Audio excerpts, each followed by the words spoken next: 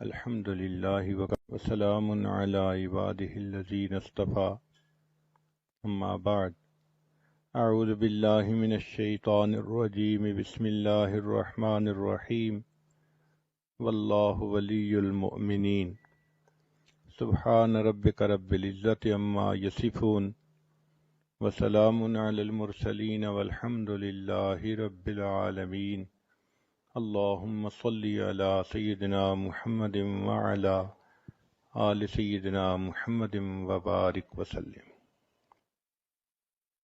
اللہ رب العزت کے ہم پر ان گنت احسانات ہیں، ان میں سے ایک احسان تو یہ کہ اللہ رب العزت نے ہمیں انسان بنایا اور پھر ایمان عطا فرمایا۔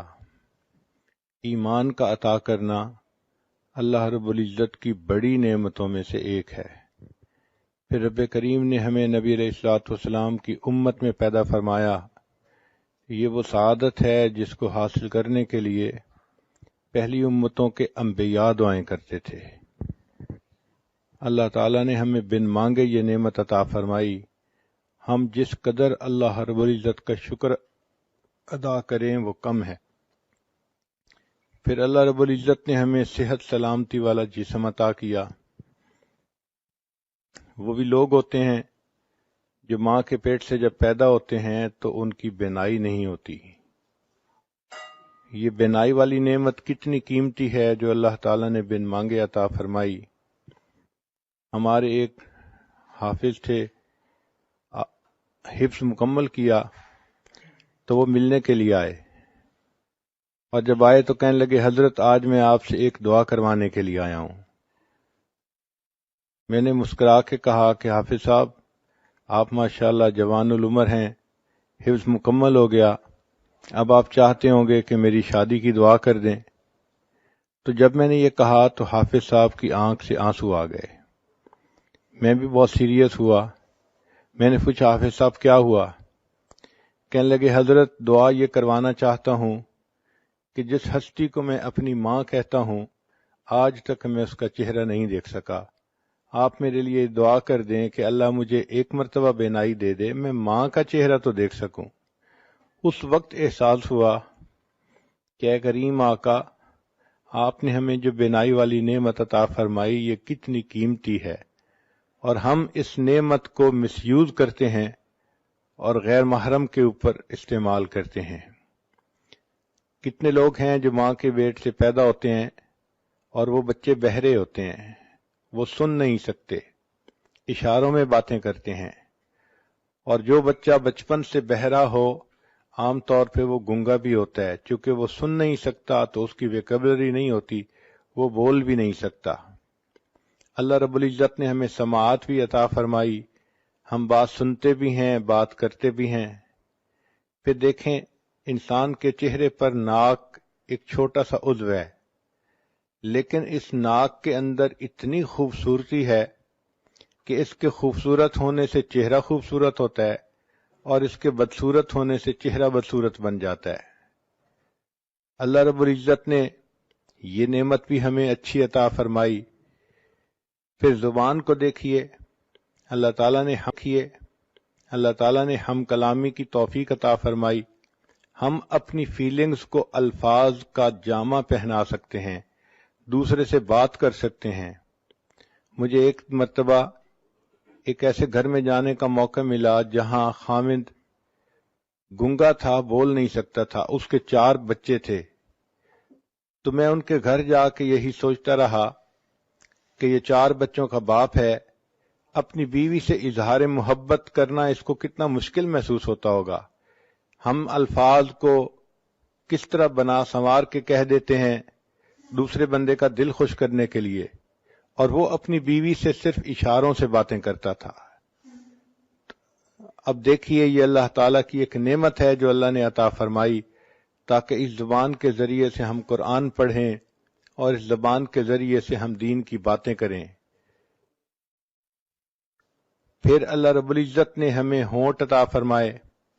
یہ ہونٹ دیکھنے میں چھوٹے سے ہوتے ہیں مگر ان کے اوپر انسان کی خوبصورتی کا انحصار ہوتا ہے۔ اگر ہونٹ بے ڈھنگے ہوں تو باوجود گورے رنگ کے اور باوجود اچھی خوبصورت شکل کے انسان خوبصورت نظر نہیں آتا۔ اگر انسان کے ہونٹ نہ ہوتے تو اس کے دانت یوں نظر آتے جیسا مردہ بکری کے دانت نظر آتے ہیں، انسان کی ساری خوبصورتی ختم ہو جاتی۔ چیز چھوٹی سی ہے مگر اہمیت دیکھیے کتنی ہے۔ اللہ رب العزت نے ہمیں ہاضمے کی نعمت عطا فرمائی، یہ بھی اللہ تعالیٰ کی نعمتوں میں سے ایک بڑی نعمت ہے۔ ایک آدمی کے پاس 100 بھینسیں تھیں لیکن وہ خود بھینس کا دودھ نہیں پی سکتا تھا، اس لیے کہ دودھ کے پینے سے اس کو ایک بیماری ہو جاتی تھی۔ کتنے لوگ ہیں جو لیکوڈ ڈائٹ پہ رہتے ہیں اور سالڈ چیز نہیں کھا سکتے۔ ایک مرتبہ ایک عورت نے مجھے فون کیا، حضرت میرے لیے دعا کریں، میرے معدے میں السر ہے، میں سارے مہمانوں کے لیے اچھے اچھے کھانے بناتی ہوں مگر پچھلے 7 سال سے میں صرف لیکوڈ پہ گزارا کر رہی ہوں، ایک لقمہ بھی میرے منہ میں نہیں گیا۔ ہمیں اللہ رب العزت نے ہاضمے کی صحیح نعمت عطا فرمائی، ہم اپنی خواہش کے مطابق کھاتے بھی ہیں پیتے بھی ہیں، ہمیں چاہیے کہ ہم اس پر بھی اللہ رب العزت کا شکر ادا کریں۔ پھر ہاتھوں کی نعمت اللہ نے عطا فرمائی، یہ کتنی بڑی نعمت ہے جس سے کہ ہم دنیا کے سارے کام کرتے ہیں۔ ایک مرتبہ حرم شریف میں میں نے ایک بندے کو دیکھا، اس کے دونوں بازو کندھوں سے کٹے ہوئے تھے، تو وہ آگے ہی صف میں بیٹھا ہوا تھا نماز پڑھنے کے لیے۔ عجیب بات کہ میں یہی سوچتا رہا، یا اللہ اس کے دونوں بازو ہی نہیں ہیں، یہ اپنے کپڑے کیسے پہنتا ہوگا، یہ اگر واش روم جاتا ہوگا تو اپنی طہارت کیسے کرتا ہوگا، اللہ جب یہ سوتا ہوگا تو یہ رات کو اپنی رضائی کمبل کو کیسے سیدھا کرتا ہوگا۔ اس کے دونوں ہاتھ نہیں تھے۔ اس دن ایسی عجیب کیفیت ہوئی کہ میں بہت دیر اس بات پہ روتا رہا کہ اللہ آپ نے ہمیں یہ نعمتیں دیں، کاش کہ ان نعمتوں کو ہم آپ کی تعمیل میں استعمال کر سکتے۔ پھر ایسا بھی ہوتا ہے کہ بعض لوگوں کے پاؤں نہیں ہوتے، چنانچہ ایک صاحب کے پاس جوتے نہیں تھے، وہ ظہر کی نماز پڑھ کے جب نکلے تو ننگے پاؤں ان کو دھوپ پہ چلنا پڑا، پاؤں جل رہے تھے اور وہ اپنے دل میں یہ شکوہ کر رہے تھے کہ یا اللہ میں تو تیری نماز پڑھنے کے لیے مسجد میں آیا اور آپ نے مجھے جوتے بھی نہ دیے۔ ابھی ان کے دل میں یہ شکوے کی کیفیت تھی کہ انہوں نے دیکھا ایک نوجوان آ رہا ہے اور اس کے پاؤں ٹھیک نہیں ہیں، وہ بیساکھیوں کے بل چل کے آ رہا ہے، تو ان کے دل پہ چوٹ پڑی اور انہوں نے یہ دعا مانگی کہ یا اللہ میں تو جوتے کی وجہ سے رو رہا تھا اور یہ شخص تو اپنی ٹانگوں سے ہی محروم ہے، کم از کم آپ نے مجھے ٹانگیں تو دیں۔ تو ہم اس چیز کا احساس نہیں کرتے اللہ نے ہمیں کتنی نعمتوں سے نوازا ہے۔ چنانچہ ایک شاکر انسان کو چاہیے کہ اللہ رب العزت کی ان تمام نعمتوں کا شکر ادا کرے، ان اعضاء کو اللہ تعالیٰ کی فرما برداری میں استعمال کرے، شریعت کے مطابق اپنی زندگی بنائے۔ اللہ تعالیٰ عورت سے چاہتے ہیں کہ یہ اپنے فرض ادا کرے، اپنے خاوند کو خوش رکھے، بچوں کی تربیت کرے اور یہ اللہ تعالیٰ کی شکر گزار بندی بنے، اپنی عزت و ناموس کی حفاظت کرے۔ رب کریم نے فرشتوں کو پیدا کیا، ان کو عقل تو دی مگر شہوت نہیں دی۔ اللہ تعالیٰ نے جانوروں کو پیدا کیا، ان کو شہوت دی مگر عقل نہیں دی۔ انسان کو اللہ نے پیدا کیا، اس کو شہوت بھی دی عقل بھی دی، مگر کام یہ دیا کہ تم اپنی عقل کی وجہ سے اپنی شہوت کو کنٹرول میں رکھو۔ چنانچہ ہر انسان کو اور ہر جاندار کو اللہ تعالیٰ نے حفاظت کے لیے کچھ نہ کچھ عطا کیا ہے۔ ایک تو اللہ نے انسان کی حفاظت کے لیے فرشتوں کو متعین کیا۔ حدیث پاک میں آتا ہے اگر فرشتے انسان کی حفاظت نہ کرتے تو جن انسان کو دنیا میں زندہ ہی نہ رہنے دیتے۔ یہ اللہ کا فضل ہے کہ فرشتے انسان کی حفاظت کرتے ہیں اور اسے جنوں سے بچاتے ہیں۔ پھر اللہ رب العزت نے اپنی حفاظت کے لیے ہر چیز کو کچھ نہ کچھ عطا کیا۔ مثلا شہد کی مکھی کو ڈنک دیا، جو آدمی بھی شہد کے چھتے میں سے شہد نکالنا چاہے تو مکھی اس پر حملہ کرتی ہے۔ بچھو کو بھی ڈنک عطا کیا۔ اللہ تعالیٰ نے سانپ کو اپنے بچاؤ کے لیے زہر دیا۔ اللہ تعالیٰ نے شیر کو دانت دیے، اسی طرح ہپو کو بھی اللہ نے دانت عطا فرمائے۔ بکرے کو اللہ تعالیٰ نے سینگ عطا فرمائے، کوئی بکرے کے قریب جائے تو وہ سینگ سے اس کا مقابلہ کرتا ہے۔ بعض جانوروں کو اللہ تعالیٰ نے دم عطا کی، ہاتھی کو اللہ تعالیٰ نے سونڈ عطا کی، اونٹ کو اللہ تعالیٰ نے پاؤں کی مضبوطی عطا کی۔ چنانچہ ہم نے ایک ڈاکومنٹری میں دیکھا کہ ایک جراف تھا، اس کے اوپر شیر حملہ کرنے کے لیے بھاگا تو اس جراف نے اپنی پچھلی دونوں ٹانگوں سے اس زور سے لات ماری کہ شیر کی کھوپڑی ٹوٹ گئی۔ تو اللہ تعالیٰ نے اپنی حفاظت کے لیے ہر چیز کو کچھ نہ کچھ دیا ہے۔ اسی طرح گدھے کے قریب جائیں تو وہ بھی لات مارتا ہے اپنی حفاظت کی خاطر۔ کسی کو اللہ تعالیٰ نے کانٹے عطا کیے، چنانچہ ایک جانور ہے جس کے جسم پر لمبے لمبے کانٹے ہوتے ہیں، اس کو کوئی بھی نقصان دینے والی چیز آئے تو وہ کانٹے اس طرح پھیلا لیتا ہے کہ کوئی اس کو نقصان پہنچا ہی نہیں سکتا۔ کچھوے کو اللہ تعالیٰ نے ایک ہڈی عطا کی جو اس کے پورے جسم کے اوپر ہوتی ہے، جب وہ خطرہ محسوس کرتا ہے تو اس ہڈی کے نیچے چھپ جاتا ہے۔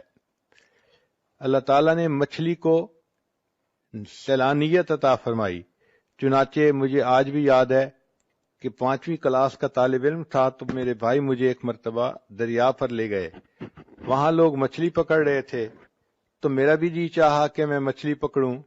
چنانچہ ایک صاحب نے مچھلی پکڑی، کافی مناسب بڑی تھی، تو اس نے کہا کہ اچھا تم اسے پکڑ لو۔ جب میں نے اسے ہاتھ میں پکڑا تو مچھلی ہلی اور پانی میں چلی گئی، مجھے پتہ بھی نہیں چلا۔ پتہ چلا کہ وہ اتنی سلیپری تھی کہ اس کو پکڑنے کے لیے ذرا ٹیکنیک چاہیے تھی، اور مجھے چونکہ پتہ نہیں تھا میں نے اسے نرمی سے پکڑا تو وہ ہاتھ سے نکل گئی۔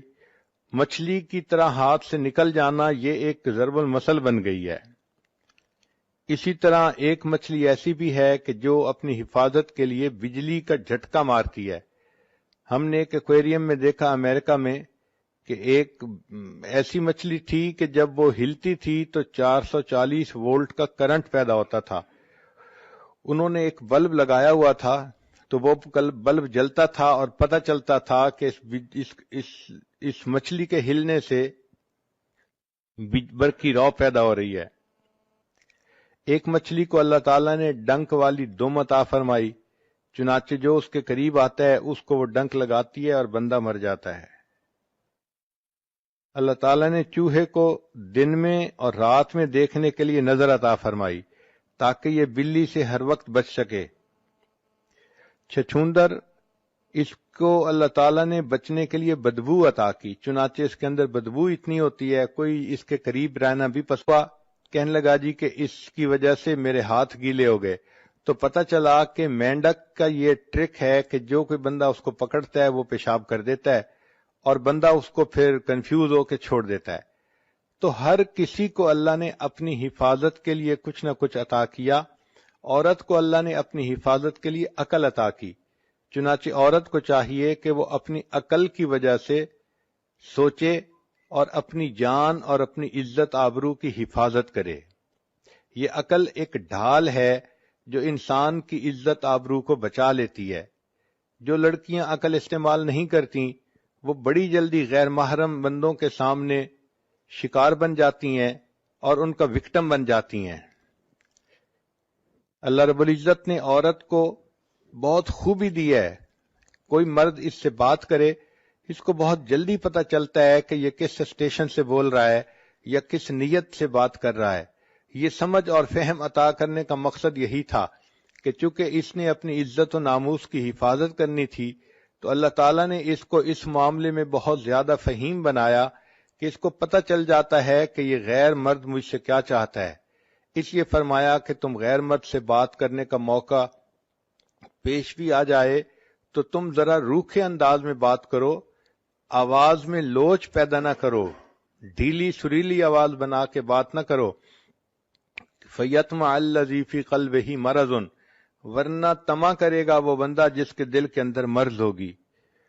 آج کل یونیورسٹیوں کی بچیاں یونیورسٹی میں جاتی ہیں، سروں پہ دوپٹے بھی نہیں ہوتے، خوشبوئیں لگائی ہوتی ہیں اور کپڑے بھی ٹائٹ پہنے ہوتے ہیں، اور وہ یہ سمجھتی ہیں کہ اس طرح ہم دوسروں کو بہت خوبصورت نظر آتی ہیں، اور وہ یہ نہیں سمجھتی کہ اس طرح جو غیر محرم مرد ہیں وہ ہمارے بارے میں کتنی بری سوچ دل میں رکھتے ہیں اور ہیلے بہانے بنا بنا کے وہ عورتوں کو اپنے دام میں گرفتار کرتے ہیں۔ تو عقل انسان استعمال کرے تو اس کے ذریعے سے اپنی شہوت کو کنٹرول کر سکتا ہے۔ رب کریم نے انسان کو یہ نعمت عطا فرمائی تاکہ اس کی وجہ سے اس کی عزت و آبرو کی حفاظت رہے۔ لہذا اب کوئی مرد گناہ کی دعوت کس طرح سے دے، مسکرا مسکرا کے دے یا میسیجز لکھے یا باتیں کرے، تو ایسی کسی چیز کی طرف التفات ہی نہیں کرنا چاہیے۔ آرزوئیں خون ہوں یا حسرتیں پامال ہوں، اب تو اس دل کو تیرے قابل بنانا ہے مجھے۔ دعا مانگنی چاہیے کہ اللہ تعالی جان عزت آبرو کی حفاظت کرنے میں مدد فرمائے۔ ایک بات ذہن میں رکھ لیجئے کہ نفسانی خواہشات کو انسان جتنا پورا کرے یہ اتنا اور زیادہ بڑھتی ہیں۔ ان کو ختم کرنے کا ایک ہی طریقہ ہے کہ ان کو نظر انداز کریں اور ان کے ختم ہونے کی اللہ سے دعا مانگیں۔ جب اللہ سے دعا مانگیں گی تو اللہ تعالیٰ بچا لیں گے۔ اسی لیے حضرت یوسف علیہ السلام نے کہا تھا کہ اے پروردگار عالم، اگر آپ مجھے نہیں بچائیں گے تو میں اس گناہ میں گر جاؤں گا۔ تو انسان اللہ سے دعا مانگے۔ عورت کو چاہیے کہ عشاء کے بعد 2 رکعت نفل پڑھ کے روزانہ اللہ سے یہ دعا مانگے، اے اللہ میری عزت و ناموس کی حفاظت رکھنا، مجھے کسی ایسی مشکل میں گرفتار نہ کرنا کہ جہاں میری عزت کو خطرہ ہو۔ ہم اللہ تعالیٰ سے مانگیں گے، اللہ تعالیٰ عطا فرمائیں گے۔ انسان اللہ تعالیٰ سے محبت کرتا ہے، اللہ تعالیٰ اس سے محبت کرتے ہیں۔ ایک بزرگ فرماتے ہیں کہ مجھے 4 چیزوں کو سمجھنے میں غلطی تھی، مگر قرآن پاک میں نے پڑھا تو مجھے پتہ چلا کہ میری غلطی کہاں کہاں پہ ہے۔ مثلا میں یہ سمجھتا تھا کہ میں اللہ سے محبت کرتا ہوں جس کی وجہ سے اللہ مجھ سے محبت کرتے ہیں، لیکن میں نے قرآن پاک میں پڑھا یحبہم ویحبونہ، تو تب مجھے پتہ چلا کہ اللہ تعالیٰ بندے سے پہلے محبت فرماتے ہیں اور اس کے نتیجے کے طور پہ بندے کے دل میں اللہ کی محبت پیدا ہوتی ہے۔ دوسری غلطی یہ تھی کہ میں یہ سوچتا تھا کہ انسان اپنے رب سے پہلے راضی ہوگا تو اس کے بدلے اللہ اس سے راضی ہوں گے۔ قرآن پاک پڑھا تو میری یہ غلطی بھی ختم ہو گئی۔ اللہ تعالیٰ فرماتے ہیں رضی اللہ عنہم ورضوا عنہ، اللہ ان سے راضی ہو گیا، وہ اللہ سے راضی ہو گئے۔ تو پہلے اللہ راضی ہوتا ہے، نتیجہ یہ ہوتا ہے کہ بندہ بھی پھر اپنے رب سے راضی ہو جاتا ہے۔ پھر ایک بات کہ انسان وہ فرماتے ہیں کہ میں یہ سمجھتا تھا کہ میں اللہ کو پہلے یاد کرتا ہوں پھر اللہ مجھے یاد کرتے ہیں، لیکن قرآن پاک پڑھا تو بتایا وما توفیقی الا باللہ، کہ میری توفیق تو اللہ ہی کی۔ تو ہم جو اللہ کو یاد کرتے ہیں تو اللہ پہلے یاد کرتا ہے، وہ توفیق دیتا ہے تب ہم اللہ کو یاد کرتے ہیں۔ اس لیے ایک حدیث پاک میں آتا ہے کہ انسان کو اللہ تعالیٰ دن میں جو نعمتیں عطا فرماتے ہیں اس میں سب سے بہتر توفیق یہ ہوتی ہے کہ انسان کو اللہ اپنی یاد کی توفیق عطا فرما دے۔ چوتھی چیز جو فرماتے تھے کہ میری غلط فہمی تھی کہ میں سمجھتا تھا کہ میں توبہ پہلے کرتا ہوں پھر اللہ میری توبہ کو قبول کرتے ہیں۔ جب قرآن پاک پڑھا تو اس میں بتایا گیا ثم تاب علیہم لیتوبوا، اللہ کی رحمت پہلے متوجہ ہوتی ہے پھر انسان کو توبہ کی توفیق ملتی ہے۔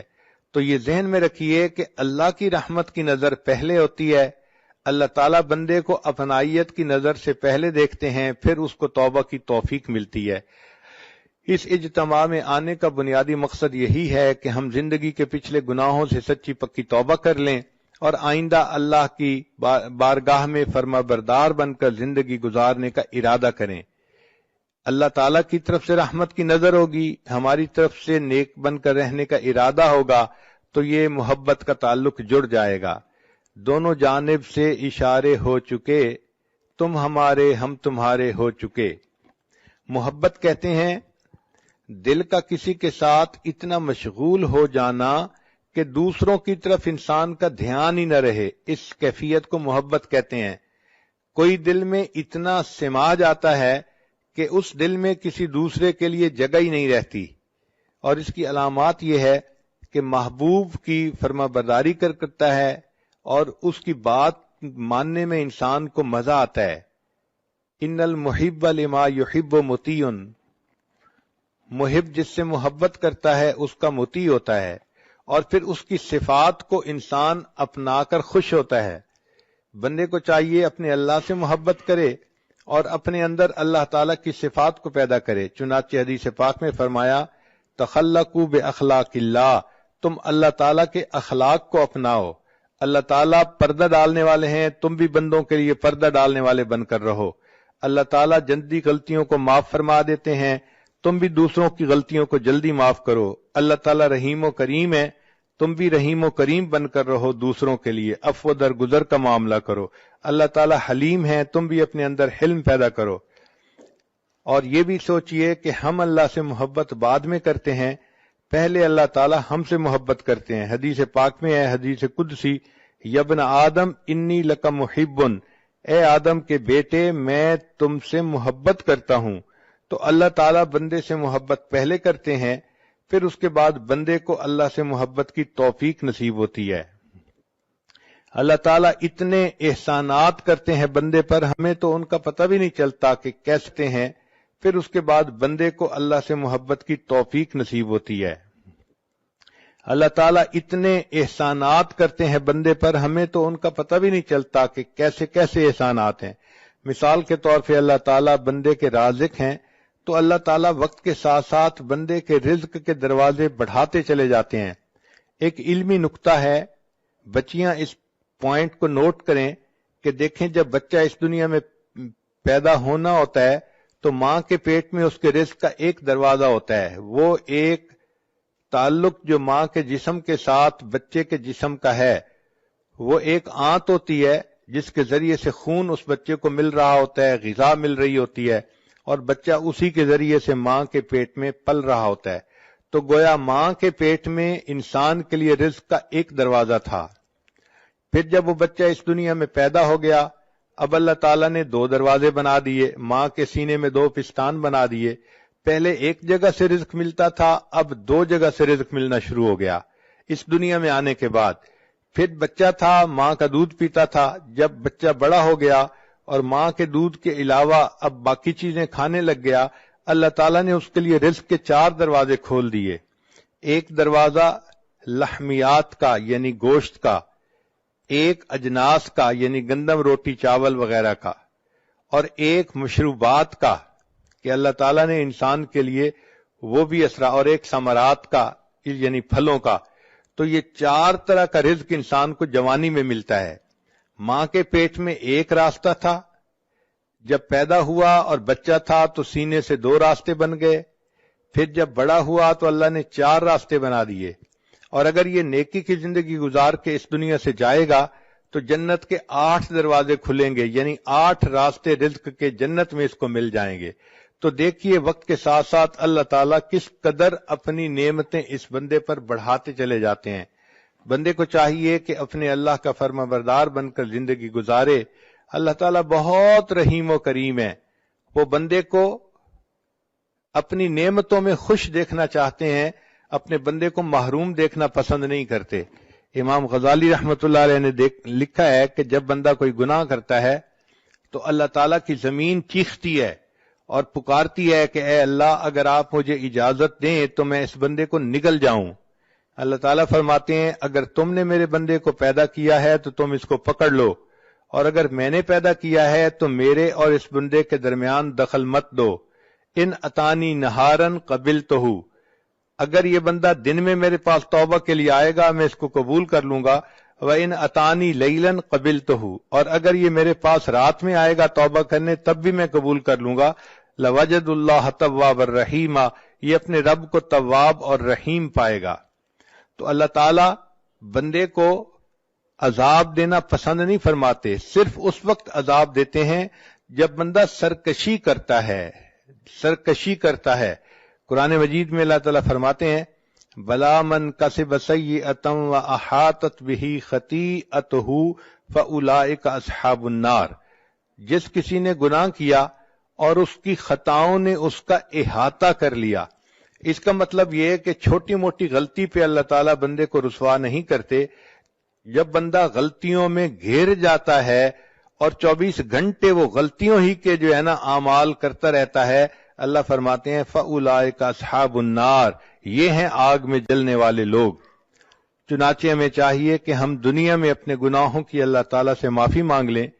قیامت کا دن ایسا دن ہوگا کہ جب ماں بھی کوئی ایک نیکی نہیں دے گی. ایک حدیث پاک ذرا توجہ کے ساتھ سنیے. قیامت کے دن ایک بندہ ہوگا جس کو اللہ کے سامنے پیش کیا جائے گا اور اس کے نام اعمال میں نیکیاں بھی ہوں گی، گناہ بھی ہوں گے، مگر اس کی ایک نیکی کم ہوگی، ایک گناہ زیادہ ہوگا. رب کریم فرمائیں گے اے میرے بندے، اگر تیرے پاس ایک نیکی اور ہوتی تو تیری نیکیاں اور گناہ برابر ہو جاتے، پھر میں اپنی رحمت سے تمہیں جنت بھیج دیتا.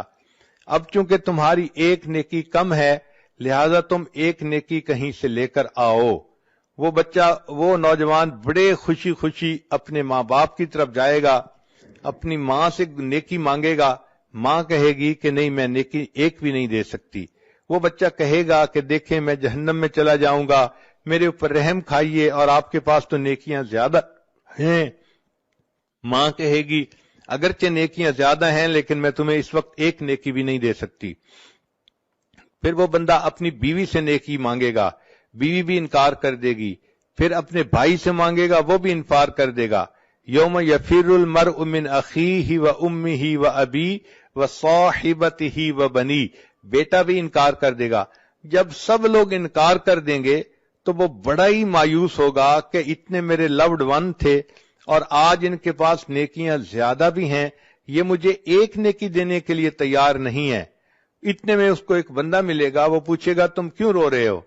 یہ کہے گا ایک نیکی کم ہے اس وجہ سے میں رو رہا ہوں اور مجھے کوئی نہیں دے رہا. وہ کہے گا اچھا مجھ سے ایک نیکی لے لو. تو جب وہ نیکی دینے کے لیے تیار ہو جائے گا تو قیامت میں اعلان کیا جائے گا کہ ایک بندے نے اس کو ایک نیکی دے دی جس کی وجہ سے نیکی اور گناہ برابر ہو گئے اور اللہ نے اپنی رحمت سے اس کے لیے جنت کا فیصلہ کر دیا. جب یہ اعلان ہوگا اللہ تعالیٰ پوچھیں گے اے جبریل یہ کیا معاملہ ہے، کیسا اعلان ہے؟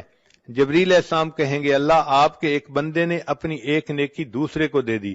اللہ تعالیٰ اس نیکی دینے والے کو بلائیں گے اور فرمائیں گے کہ تو کیسا سخی ہے کہ آج کے دن تو نیکی دوسرے کو دے رہا ہے. وہ کہے گا یا اللہ میرے نام اعمال میں ایک ہی نیکی تھی اور کوئی تھا ہی نہیں، اور میں نے تو جہنم جانا ہی تھا، میں نے سوچا میں تو جا ہی رہا ہوں، چلو میری نیکی دینے سے یہ بچ جاتا ہے تو میں اس کو بچا لوں. اللہ فرمائیں گے اچھا اگر تو نے اپنی سخاوت دکھائی تو میں اس بات کا زیادہ مستحق ہوں کہ میں اپنی سخاوت دکھاؤں، مجھ جیسا سخی کوئی نہیں، چلو میں نے تمہیں بھی جنت عطا فرما دی اور اس بندے کو بھی جنت عطا فرما دی. رب کریم تو اتنے مہربان ہیں کہ بندے کے لیے بخشش کے بہانے ڈھونڈتے ہیں. چنانچہ ہمیں چاہیے کہ ہم اللہ تعالیٰ کو اپنا دوست بنائیں. جو قرآن مجید کی آیت پڑھی ہے واللہ ولی المؤمنین، اللہ دوست ہیں ایمان والوں کے. مفسرین نے ولی کے کچھ معنی لکھے ہیں. ولی کا ایک معنی ہوتا ہے دوست، ایک ہوتا ہے نگران، ایک ہوتا ہے کارساز، اور ایک ہوتا ہے مددگار، ایک ہوتا ہے ساتھی اور ایک ہوتا ہے وارث. ایک ولی کے اتنے معنی ہیں. گویا جو اللہ کو اپنا ولی بنائے گا تو وہ دوست بھی اللہ کو بنائے گا، مددگار بھی، ساتھی بھی، وارث بھی. ہم اگر اللہ کو اپنا ولی بنا لیں گے تو اللہ تعالیٰ پھر ہمارے مشکلات کو آسان بھی فرما دیں گے. دوست اپنے دوست کی مشکلات کا خیال رکھتا ہے. کہتے ہیں کہ ایک ہاتھی نشین تھا اور اس نے کسی غریب کے ساتھ دوستی کر لی تو غریب نے کہا کہ نہیں میں آپ سے دوستی نہیں کر سکتا. ہاتھی نشین نے پوچھا کیوں نہیں کر سکتا؟ اس نے کہا کہ اس لیے کہ میرا گھر چھوٹا سا ہے، تو ہاتھی پہ چڑھ کے آئے گا تو میرے گھر میں تو داخل بھی نہیں ہو سکتا. تو ہاتھی نشین نے مسکرا کے کہا سنو میں جس کو اپنا دوست بناتا ہوں پھر اس کا مکان اونچا بھی بنوا دیا کرتا ہوں تاکہ میرا ہاتھی وہاں جا سکے. تو اللہ تعالیٰ کو جب بندہ دوست بناتا ہے اللہ تعالیٰ اس بندے کے دنیا آخرت کے کاموں کو سنوار دیتے ہیں. اللہ تعالیٰ ہی اس بات کا مستحق ہے کہ ہم اس کو اپنا دوست بنائیں. نوجوان بچیاں یہ بات ذہن میں بٹھا لیں. ان کے ذہنوں میں یہ ہوتا ہے میرا کوئی دوست نہیں، میں اکیلی ہوں، میں تنہا ہوں، میں مس کرتی ہوں. وہی دیکھیے اللہ کو دوست بنائیے. جب اللہ کو دوست بنائیں گی تو پھر کسی کو مس کرنے کی ضرورت بھی نہیں ہوگی. ہوا معکم اینما کنتم، وہ پروردگار تمہارے ساتھ ہوگا تم جہاں کہیں بھی ہوگے. اور جتنا اللہ تعالیٰ وفا کرتے ہیں اتنا کوئی دوسرا وفا نہیں کر سکتا. اس لیے مخلوق کو دوست بنائیں گی تو مخلوق سے بے وفائی دیکھیں گی. مخلوق مطلب کی ہوتی ہے، مطلب نکلا اور تو کون اور میں کون ناواقف ہو جاتے ہیں. اللہ تعالیٰ کو دوست بنائیے. جس نے اللہ کو دوست بنا لیا اللہ تعالیٰ اس بندے کے دنیا آخرت کے کاموں کو سنوار دیتے ہیں. تو آج کی اس مجلس میں یہ بات اپنے ذہنوں میں بٹھا لیجئے کہ محبت کے قابل فقط اللہ کی ذات ہے. مرنے والوں سے اور ڈھلنے والوں سے محبت کیا کرنی. عشق با مردہ نباشد پائیدار، عشق را با حی و با قیوم دار. مولانا روم رحمت اللہ فرماتے ہیں کہ مرنے والوں سے اور ڈھلنے والوں سے کیا محبت کرنی. اگر کرنی ہی ہے تو محبت اس سے کرو جو حی و قیوم ہے، ہمیشہ زندہ رہنے والا اور باقی رہنے والا ہے. تو انسان اگر اللہ سے تعلق جوڑتا ہے تو اللہ تعالیٰ اس بندے کے ساتھ نبھا کے دکھاتے ہیں. تو ہم اللہ کو اپنا دوست بنائیں. چنانچہ حضرت موسیٰ علیہ السلام کے پاس بنی اسرائیل کے لوگ آئے.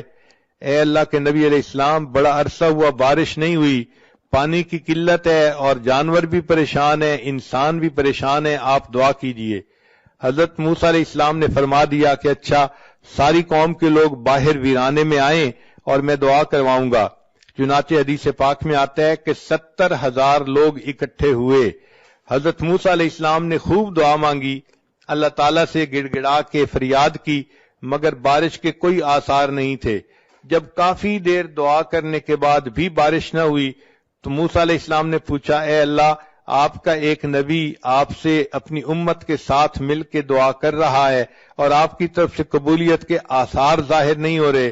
رب کریم نے فرمایا کہ اس قوم کے اندر ایک بندہ ہے جو 40 سال سے میرے ساتھ لڑائی کر رہا ہے گناہ کے ذریعے سے، یعنی وہ گناہ کر کے میرے ساتھ گویا لڑائی میں لگا ہوا ہے اور اس کی وجہ سے میں بارش نہیں برسانا چاہتا. تو حضرت موسیٰ علیہ السلام کو اس بات پہ بڑا تعجب ہوا. انہوں نے اعلان کیا، اے لوگو، تمہارے اندر ایک ایسا بندہ ہے کہ جو 40 سال سے ایک گناہ میں مبتلا ہے اور اللہ تعالیٰ اتنے ناراض ہیں کہ اس کی موجودگی میں بارش نہیں دینا چاہتے. میں اس بندے سے کہتا ہوں کہ وہ یہاں سے نکل جائے اور اس کی وجہ سے دوسروں پر جو مصیبت آئی ہوئی ہے وہ ٹل جائے. حضرت موسیٰ علیہ السلام نے جیسے ہی یہ اعلان کیا تو تھوڑی دیر کے بعد بارش ہونے لگ گئی.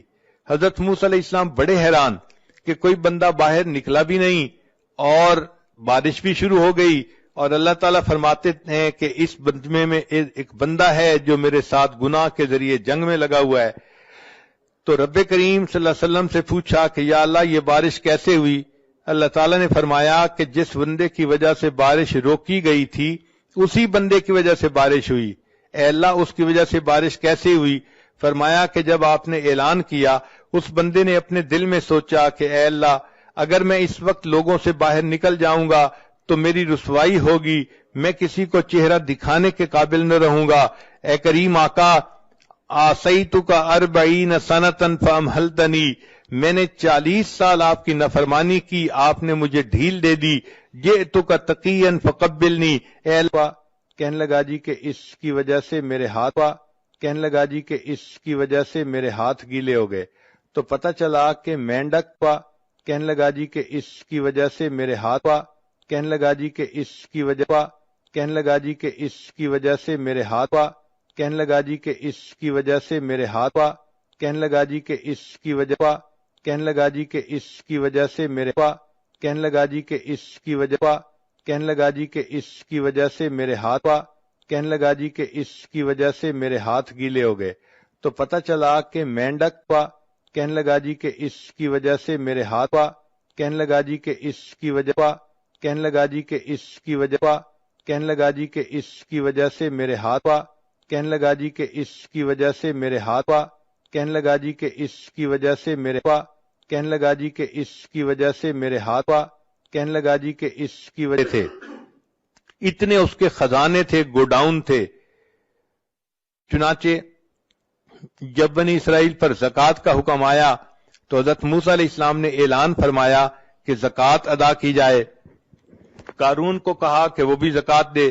قارون اس بات پہ بہت زیادہ غصے میں آ گیا کہ مال میرا ہے اور میں موسیٰ علیہ السلام کے کہنے پر لوگوں میں کیوں لٹا دوں.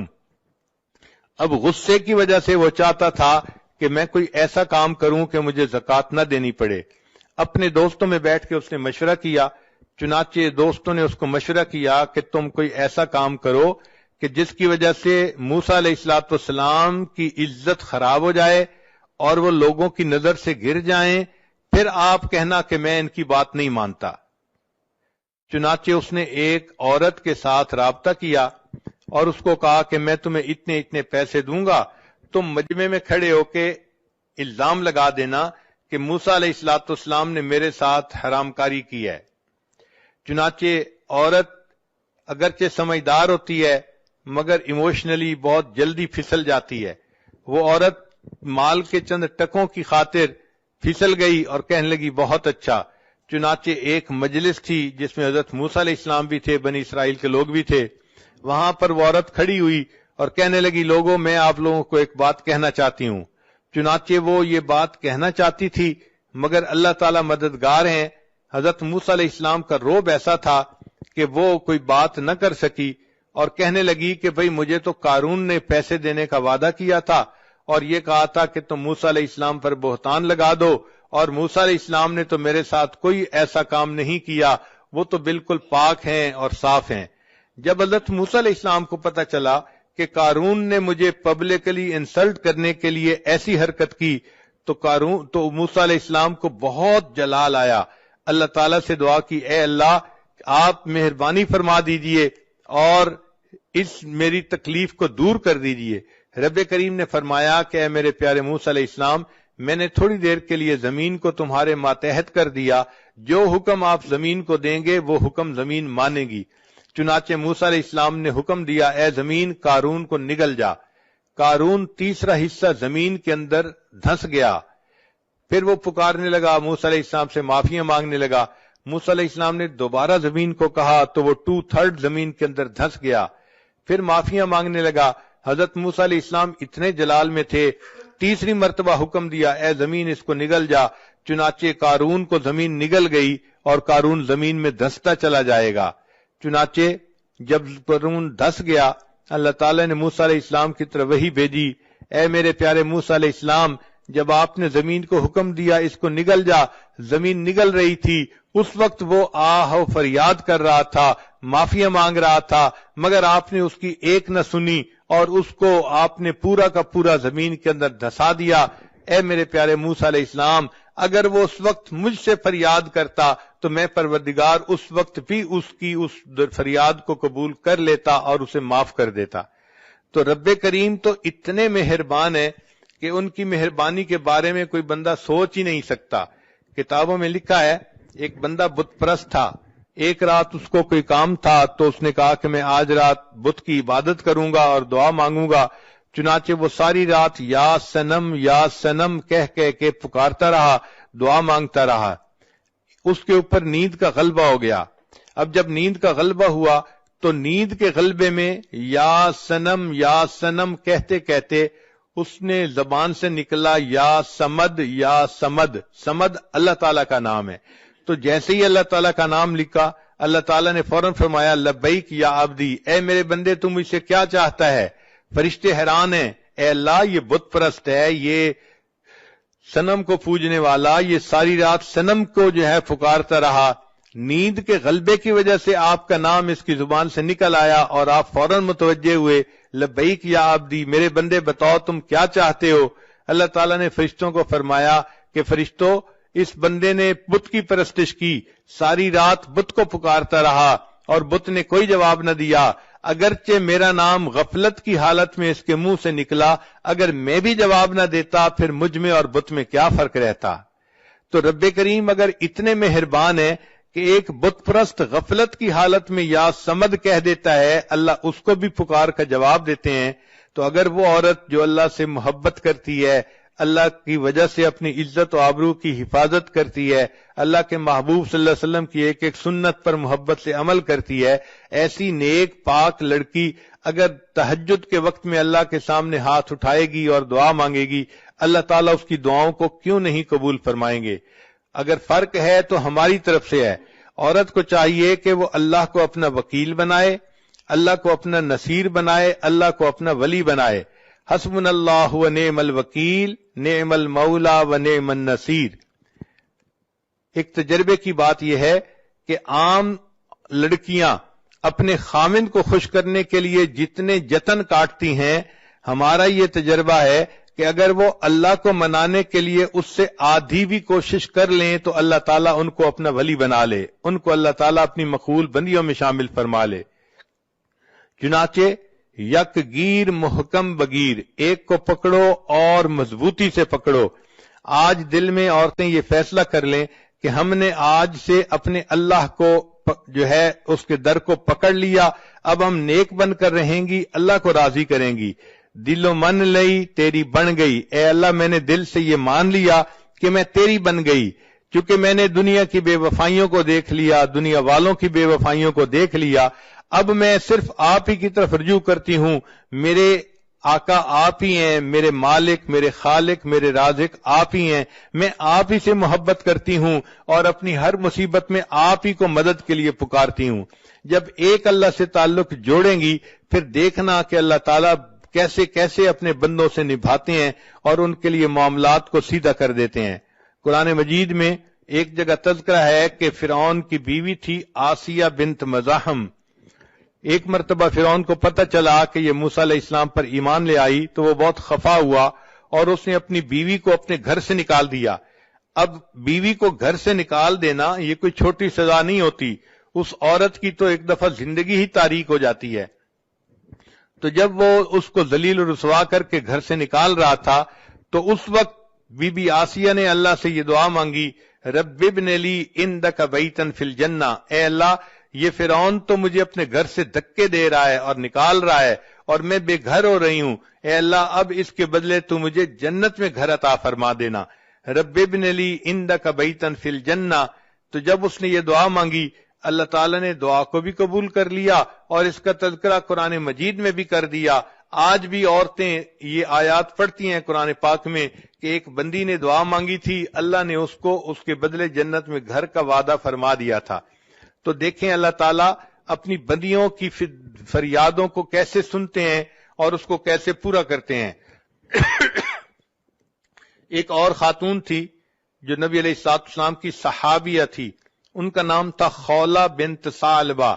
یہ بڑھاپے کی عمر کو پہنچ گئی تھیں اور بڑھاپے کی عمر میں مرد جو ہے وہ بہت غصے میں جلدی آ جاتا ہے اور بات بات پہ غصہ کرتا ہے، حتیٰ کہ ہوا کو بھی گالیاں نکالتا ہے۔ چنانچہ کوئی بات ہوئی تو خامد نے غصے میں اس کو کہہ دیا کہ تم میرے لیے اس طرح ہے جیسے میری ماں ہوتی ہے۔ اب اس زمانے میں جب کسی کو یہ الفاظ کہہ دیے جاتے تھے تو عورت حرام ہو جاتی تھی اپنے خامد پر ان الفاظ کے کہنے سے۔ چنانچہ جب اس نے یہ الفاظ کہہ دیے تو خولہ بنت ثعلبہ پریشان ہو گئی کہ میرے خامد نے تو مجھے طلاق دے دی۔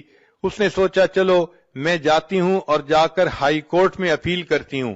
وہ نبی علیہ الصلوۃ والسلام کی خدمت میں حاضر ہوئی اور عرض کیا کہ اے اللہ کے حبیب صلی اللہ علیہ وسلم، میں اپنے خامد سے محبت کرتی ہوں، خامد مجھ سے محبت کرتا ہے، پتہ نہیں اس کو کیا ہوا، غصے میں آ کے اس نے مجھے یہ کہہ دیا کہ تو میرے لیے میری ماں کی مانند ہے، تو اب بتائیں کہ کیا میں اس کے لیے حرام ہو چکی ہوں یا نہیں؟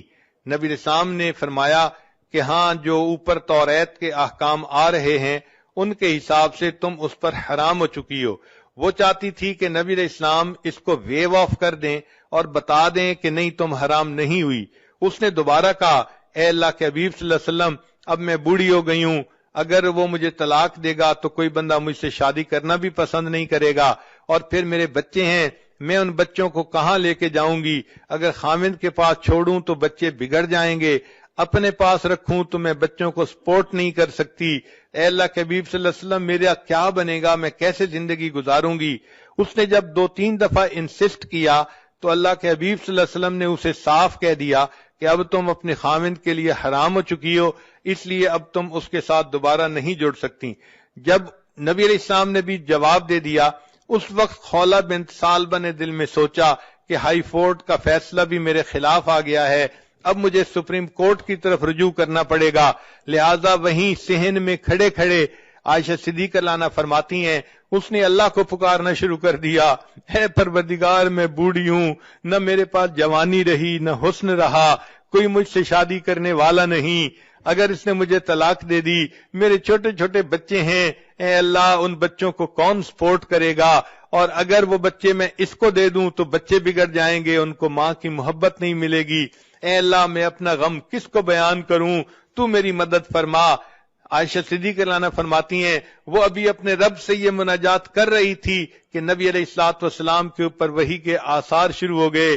میں نے اس بوڑھی عورت کو چپ کروایا، چپ کرو، نبی علیہ السلام پر وحی اتر رہی ہے۔ وہ تھوڑی دیر چپ ہوئی، نبی علیہ الصلوۃ والسلام نے فرمایا، اللہ نے قرآن جو ہے نا وہ اتار دیا، فرمایا قد سمع اللہ قول التی تجادلک فی زوجہا وتشتکی الی اللہ، اللہ نے اس بڑھیا کی فریاد کو سن لیا، وہ اپنے اللہ کو پکار رہی تھی۔ سوچنے کی بات ہے، عورت اگر اللہ سے اپنا دل لگاتی ہے اور ایسے مشکل وقت میں اللہ کو پکارتی ہے، اللہ اتنے کریم ہیں، اس کی پکار کو بھی سنتے ہیں اور قرآن پاک کا اس کو حصہ بھی بنا دیتے ہیں۔ لہذا عورتوں کو یہ بات اچھی طرح دل میں بٹھا لینی چاہیے کہ ہماری محبت فقط اللہ کے لیے مخصوص ہے اور ہمارا کارساز فقط اللہ ہے۔ ہم دنیا میں کسی کی مدد نہیں چاہتے، ہم دنیا میں کسی غیر کی طرف قدم نہیں بڑھانا چاہتے، ہم اللہ ہی سے مانگتے ہیں۔